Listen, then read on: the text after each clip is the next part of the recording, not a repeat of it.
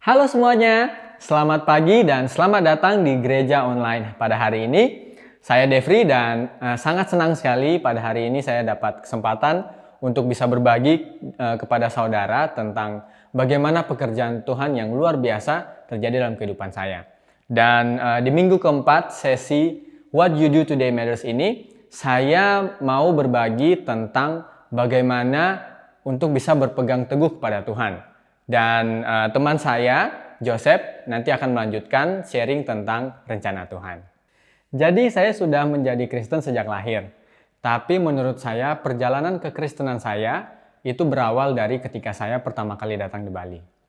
Sedikit cerita tentang latar belakang saya. Sebelumnya saya tinggal dan besar di Papua.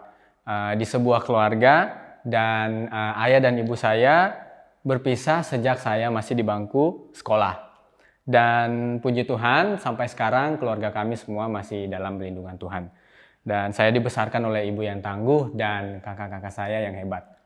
Selama saya masih berada di Papua, karena di sana berpendudukan yang mayoritas Kristen, saya dapat melihat dengan mudah nilai-nilai kekristenan di mana-mana. Dan saya berperilaku yang baik di sekolah, dengar-dengaran dengan orang tua, dan bahkan ketika saya jarang datang ke gereja waktu itu, saya rasa keadaan akan baik-baik saja. Namun hingga ketika saya lulus SMA dan datang ke Bali untuk kuliah saat itu, dan disitulah kehidupan saya mulai berubah secara signifikan. Segala sesuatu yang saya pikir baik-baik saja, ternyata tidak demikian. Dunia yang saya pikir selama ini baik, ternyata penuh dengan ketakutan, penuh dengan kecemasan. Dan saya sedih pada saat itu. Saya merasa gagal dalam hal-hal yang saya lakukan waktu itu. Saya merasa gagal karena semua hal yang saya lakukan itu tidak berjalan sesuai dengan ekspektasi yang saya harapkan. Dan ketika saya melihat kembali masa-masa sulit itu, masa-masa berat itu, saya merasa kalau waktu itu saya tidak berpegang teguh kepada Tuhan. Dan saya mudah goyah dengan segala ketakutan, segala kecemasan, segala kesedihan yang ada di dunia ini. Dan harapan terbesar saya buat saudara adalah agar saudara tidak perlu untuk merasakan hal yang sama, hal yang saya rasakan waktu dahulu. Jadi kalau saudara berada dalam situasi yang saya rasakan itu, atau ada teman atau kerabat saudara yang merasakan hal yang sama, saya mau membagikan kabar baik ini buat saudara sekalian. Berpegang teguh kepada Tuhan mungkin terdengar simple untuk dilakukan. Mungkin iya ketika suatu hal yang kita lakukan waktu itu berjalan dengan lancar, berjalan sesuai dengan ekspektasi yang kita harapkan. Namun, apakah kita dapat melakukannya? Berpegang teguh kepada Tuhan ketika kehidupan kita tidak berjalan sesuai dengan yang kita harapkan. Beberapa kebenaran yang saya mau bagikan kepada saudara yang mungkin dapat membantu saudara untuk tetap berpegang teguh kepada Tuhan. Yang pertama, kenali Tuhanmu dan tetaplah berbuah yang baik. Saudara, Tuhan adalah kasih. Dia itu damai, Dia itu murah hati. 1 Yohanes 4 ayat yang ke-8 berkata seperti ini. Barang siapa tidak mengasihi, ia tidak mengenal Allah, sebab Allah adalah kasih. Sebagai orang Kristen yang taat, sepatutnya kita memiliki buah-buah yang baik yang Tuhan telah ajarkan kepada kita. Namun, ketika kita berada dalam kecemasan, kita berada dalam ketakutan, dan mulai menjauh dari kebenaran Tuhan, dan mungkin keadaan saat itu menjadi sulit dan membingungkan, kenalilah Tuhan saudara, berserah penuh kepada Tuhan. Berserah kepada Tuhan bahkan hingga bagian paling kecil dari pemikiran saudara. Percaya bahwa Tuhan kita memegang kendali atas kehidupan kita. Dan jangan takut untuk mempercayainya sepenuhnya. Keadaan mungkin tidak dalam sekejap berubah. Tetapi percayalah, damai dan kasih itu ada di dalam saudara.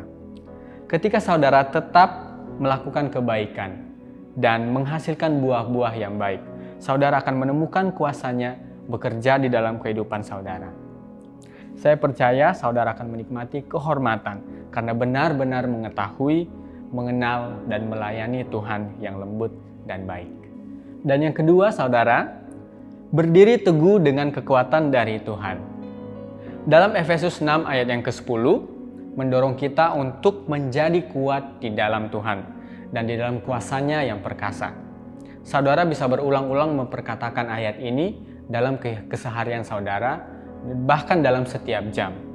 Kita juga perlu untuk terus mengingat bahwa kita tidak berarti apa-apa tanpa kemurahan dan kebaikan dari Tuhan. Tuhan adalah pemimpin kita dan kita adalah pengikutnya. Tetapi dinamika hubungan ini bergantung kepada kepercayaan kita yang terus-menerus dan pengakuan kita terhadap rencana Tuhan, bahwa rencana Tuhanlah yang terbaik. Kalau sendiri, kita cenderung berada di posisi yang membutuhkan ini dan itu. Namun, dengan bantuan Kristus, kita dapat melakukan semua hal. Kita dapat hidup puas, tidak peduli seberapa sulit hal yang kita hadapi. Kita bisa hidup tak tergoyahkan oleh godaan di sekitar kita. Kita bisa hidup dengan percaya diri. Ketika fakta yang kita ketahui mungkin menakutkan, kita bisa bersama dengan Kristus. Dan yang terakhir, saudara, berdiri teguh dalam kebenaran dan iman. Saudara, mengenakan sabuk kebenaran adalah tentang mengetahui, percaya, dan berpegang pada kebenaran dari dasar firman Tuhan. Dalam urutan ini, kita bisa lihat bahwa tidak cukup hanya memiliki pengetahuan tentang kebenaran saja, tetapi kita harus percaya dan berpegang teguh kepada kebenaran tersebut. Firman Tuhan adalah kebenaran dan harapan kita. Mungkin saudara mengenakan sabuk kebenaran ini, namun hanya dipakai setengah-setengah saja. Saya mau kita lihat sama-sama dalam Yohanes 14 ayat yang ke-6. Kalau saudara punya Alkitab bisa dibuka. Ayat ini mengajar kita bahwa Yesus Kristus adalah jalan, kebenaran, dan hidup. Hanya ada satu cara menuju kehidupan yang kekal, yaitu Tuhan kita, pencipta langit dan bumi. Ketika kita mempercayai ini dan berpegang kepadanya sebagai penyelamat dan Tuhan, yaitu yang memimpin kita, kita mulai menemukan kebenaran tentang apa yang kita miliki di dalam Dia. Kita tidak lagi berdaya dan kalah. Di dalam Kristus, kita benar-benar bebas. Kita dicintai, kita adalah ahli warisnya, dan kita lebih besar dari pemenang. Kristus di dalam kita lebih besar dari musuh kita. Iman kita di dalam Kristus menolong kita dari serangan musuh. Terkadang kita harus secara aktif memegang dan memposisikan perisai itu. Kita harus secara aktif melibatkan iman kita setiap saat, terutama dalam pertempuran. Pertempuran yang seperti apa? Mungkin situasi stres saudara, atau masalah kesehatan yang saudara hadapi, atau hubungan yang rusak. Cobaan hidup yang berat yang sering kali membuat kita menjadi lelah. Tanpa iman yang aktif yang memperkuat dan memberi kita harapan, kita rentan terhadap serangan-serangan dari musuh. Serangan dari musuh bisa saja berakibat fatal dan merusak kehidupan generasi-generasi muda kita. Merusak setiap potensi-potensi yang kita punya. Tetapi percayalah saudara, iman kita di dalam Kristus lebih besar dari setiap serangan dari musuh. Anak-anak Tuhan, saudara-saudara yang muda yang di luar sana, mari kita angkat perisai imanmu, pegang itu, berdirilah dengan percaya dan menyatakan janji-janji Tuhan. Sekian saudara sharing dari saya, dan sekarang kita akan mendengarkan testimoni dari Joseph tentang rencana Tuhan.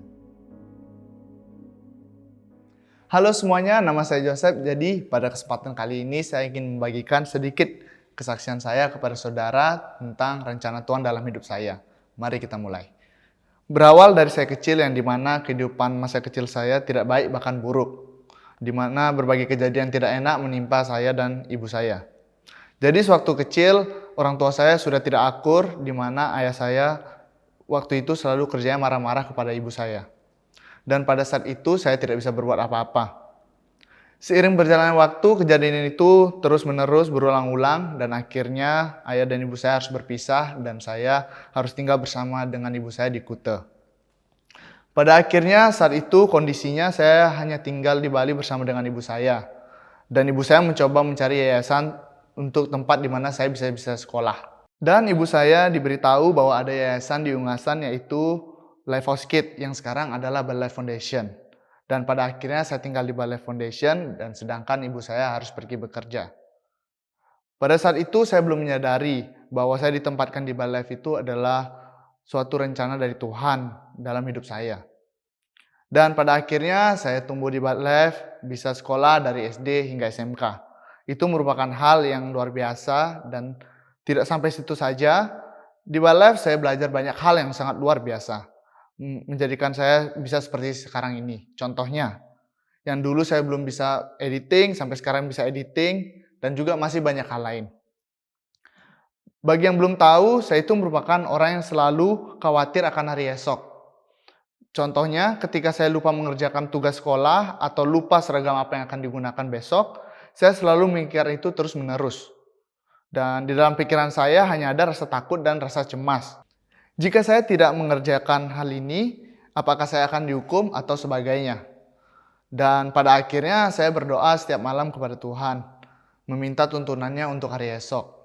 Dan lama-kelamaan akhirnya saya bisa mengubah pemikiran saya yang selalu negative thinking menjadi optimis. Dan pikiran optimis itu tidak bertahan lama, karena begitu banyak kata-kata kekhawatiran yang selalu datang ke pikiran saya. Singkat cerita, saya sudah kelas 3 SMK dan sebentar lagi lulus. Dan pada saat itu saya khawatir tentang pekerjaan yang dimana saya belum tahu kerja apa dan di mana.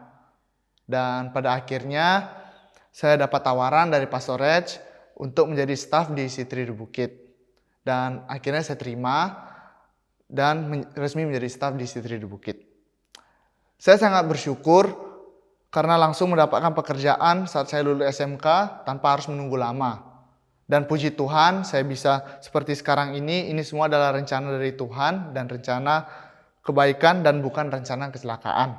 Jadi pada akhirnya saya menyadari bahwa saya ditaruh di Bali Life itu merupakan suatu rencana dari Tuhan. Dan meskipun saya selalu mengeluh kepada Tuhan kenapa saya harus ditaruh di Bali Life, tetapi itu semua demi kebaikan saya. Terkadang hidup berubah, tetapi Tuhan tidak pernah berubah. Dan kasih-Nya kepada kita juga tidak berubah.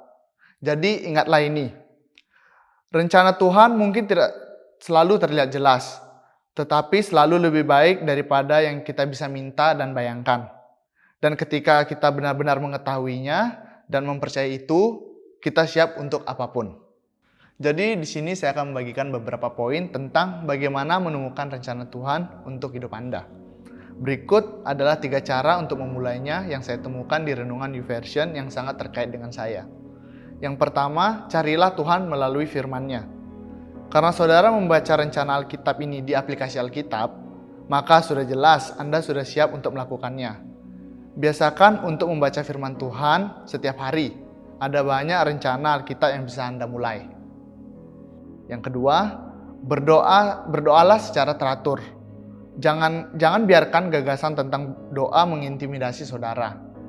Doa adalah berbicara kepada Tuhan dan kemudian mendengarkan Dia.